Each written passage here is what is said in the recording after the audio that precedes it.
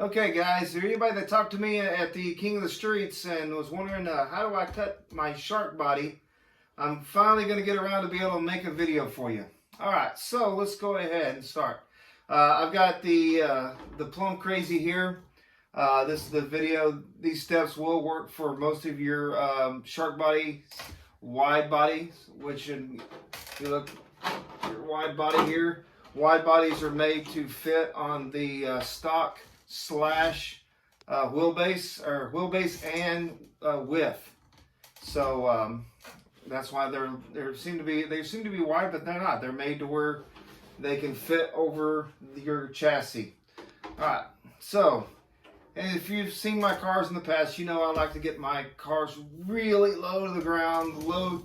I don't like anything sticking up high. So, I'm gonna give you some quick tips of how to do that first. And really, you starts with the chassis. All right, so I don't know if you can see it, but if you look across my tilt, you cannot see the shock towers. That's because the shock towers are actually sitting lower than the wheels themselves in the front. So I have everything low. The rears do not sit up that much higher than the rear tires. I have the rear body mounts are all the way in the back, as far back as I can make them, and same with the front. The fronts are pretty much as far forward as I can make them, and that gives you, and they're the same width apart, so that gives you a perfect stance.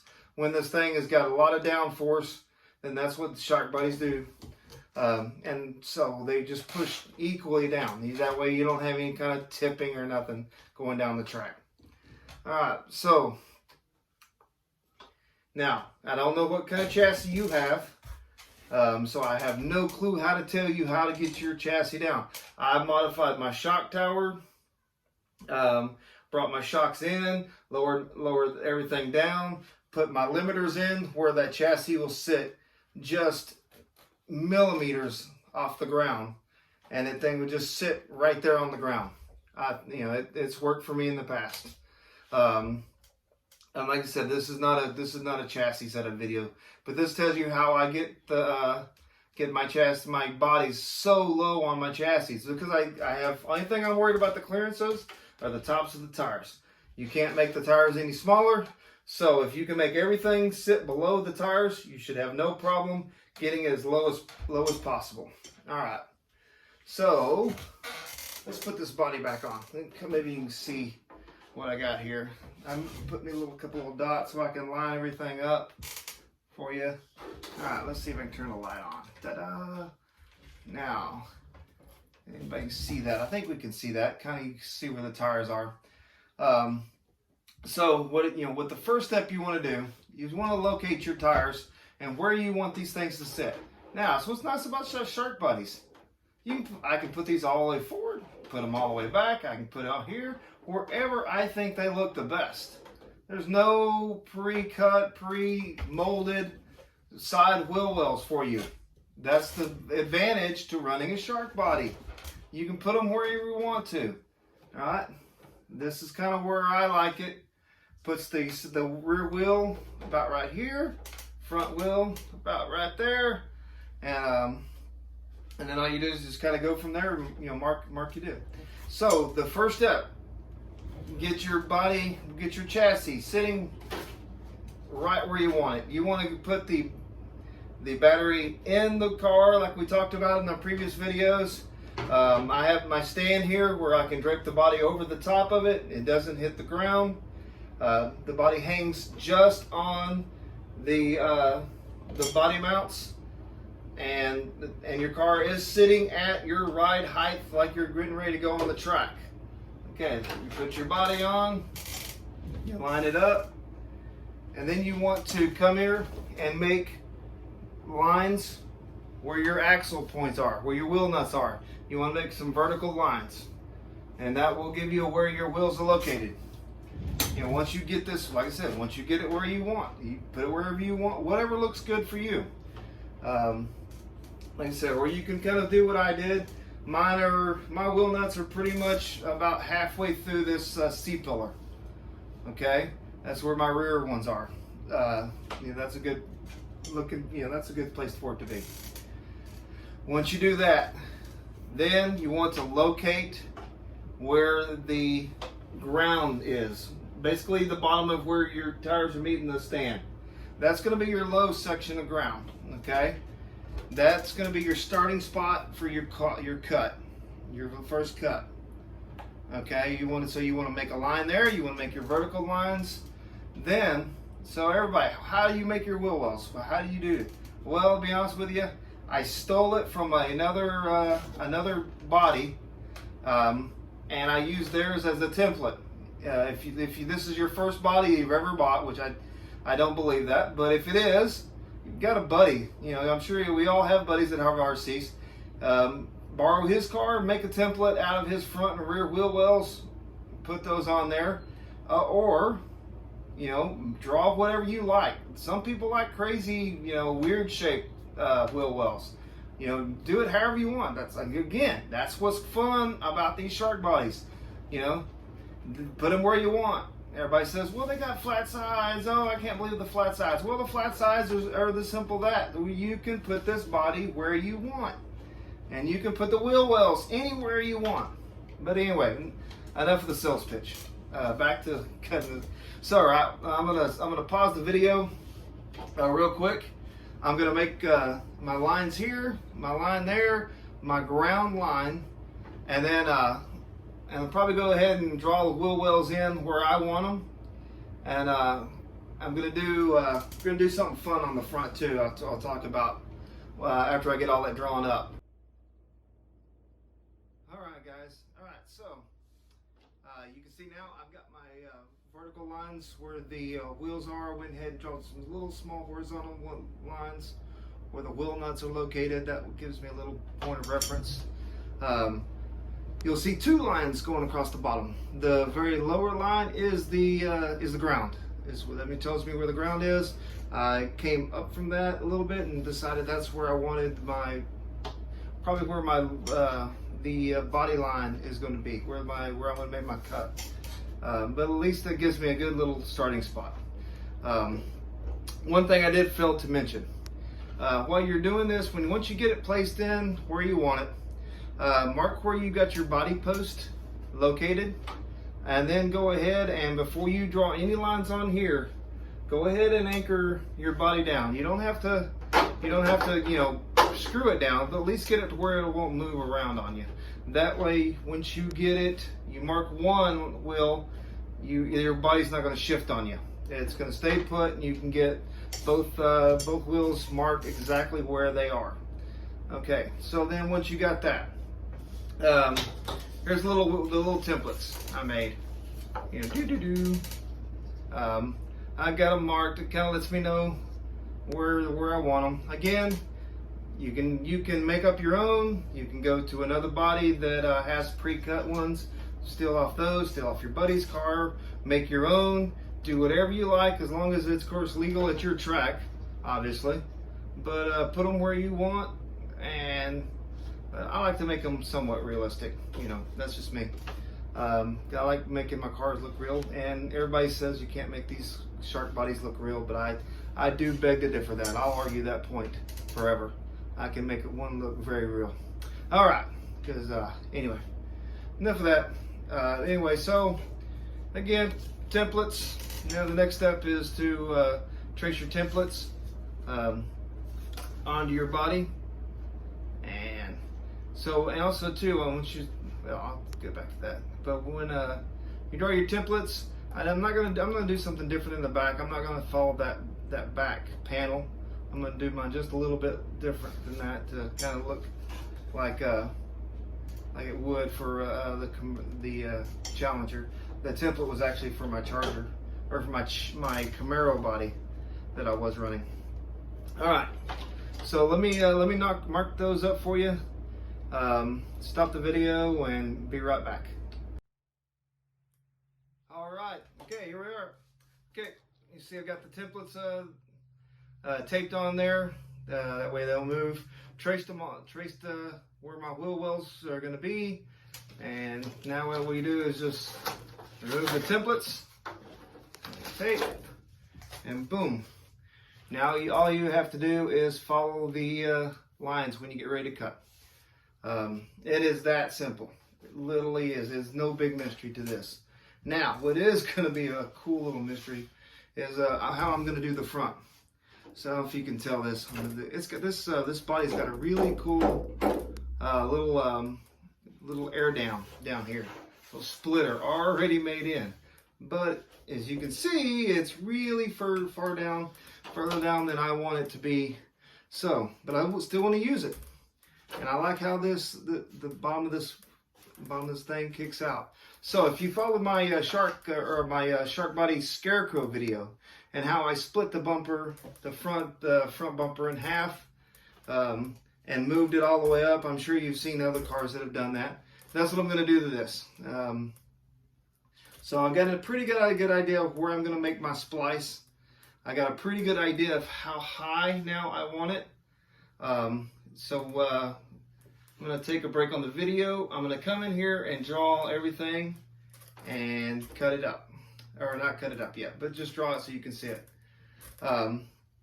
So also, again, like if you watched the scarecrow video, when I cut my front wheel well, I don't want to cut this part of it, okay? I just want to cut this vertical line straight down. And since I'm going to use this as a splitter, I want to leave this on here. I'm going to straight all the way down. I'm going to leave all of this. That way I've got all the material I need to make my movement, shift that whole bumper up, and put it exactly how I want it. One thing you can take it, so you're like, okay, well then how do you get it going to do the other side? It's very simple. Once I get all this cut out and exactly where I want it, on one side, make a template out of using poster board. Same thing I make these out of. Transfer it over to the other side, draw it up. You know where your wheels are. Draw your wheels, your vertical lines of your wheels, where the ground is, and make you a template, and then just trace it right over to this side. It's super simple. You don't have to go through all the trouble, of going crazy on everything. That's what I do. I cut one side, cut it in half, and then cut one side, make a template, come to the other side, and lay the template on there, and then just trace it out and draw it. And they don't have to do very much layout work. But all right, so I'm gonna stop the video. Let's see, I may go ahead and do a lot of cutting on this one and do the front, but I'll explain if that's what I do. I may or may just come back early. But if whatever I do, I'm gonna make sure I explain it very carefully, very detailed. That way you know exactly how you make your body look just like mine. All right.